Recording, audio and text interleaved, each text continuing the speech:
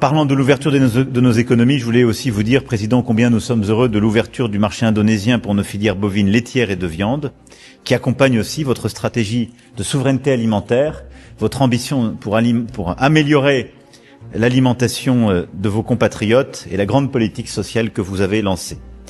Et puis je me réjouis aussi de la volonté des grands groupes indonésiens, de votre fonds souverain, d'Anantara, d'investir davantage en France. Ils seront présents à Choose France lundi prochain à Versailles et leur présence aujourd'hui avec nous est essentielle. Pertemuan Presiden Prabowo Subianto dan Presiden Prancis Emmanuel Macron di Paris pada Kamis 28 Mei 2026 membawa babak baru dalam strategi ketahanan pangan nasional. Presiden Macron secara terbuka menyampaikan apresiasi atas keputusan Indonesia yang membuka akses pasar bagi komoditas sapi perah dan daging sapi asal Perancis. Bagi publik, kesepakatan ini justru memunculkan pertanyaan seberapa mendesak kebutuhan kita akan produk pangan hewani dari dataran Eropa tersebut. Mari kita bahas.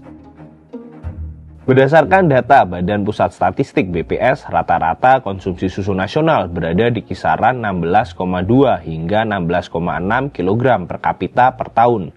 Angka ini tertinggal jauh dibandingkan standar minimal Organisasi Pangan dan Pertanian Dunia FAO sebesar 30 kg per kapita per tahun. Penerapan program makan bergizi gratis MBG turut menambah ketersediaan pasokan susu yang tinggi, yakni melampaui 8 juta ton per tahun.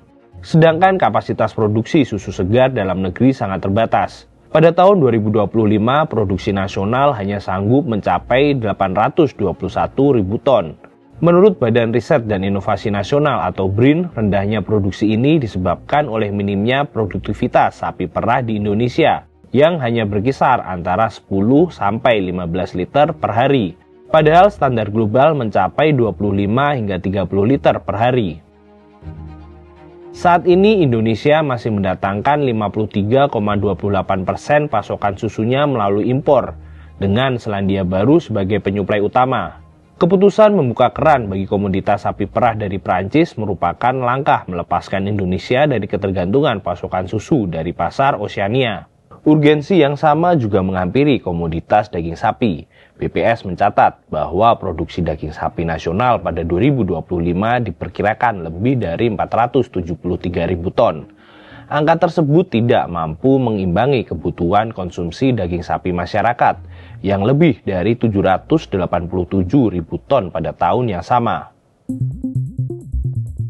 Dari data BPS, konsumsi daging sapi masyarakat Indonesia hanya mencapai 2,63 kg per kapita per tahun.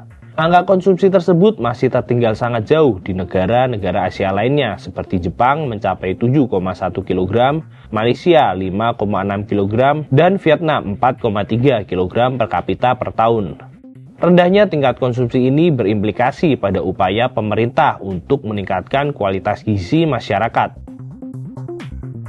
Di sisi lain, Australia masih merajai pasar dengan memasok 47,22%, atau hampir setengah dari total volume impor daging nasional pada 2023.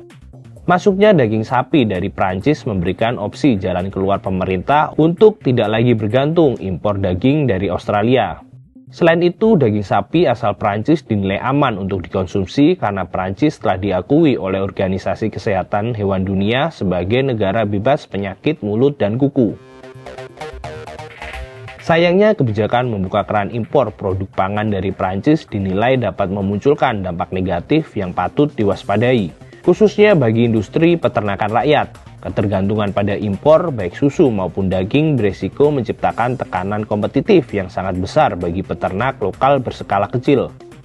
Industri pengolahan susu dan pangan akan lebih memilih bahan baku impor sebagai solusi instan yang efisien secara biaya, sehingga peternak sapi perah lokal yang menjadi tulang punggung industri domestik akan semakin tersingkir dan terjebak dalam lingkaran ketergantungan.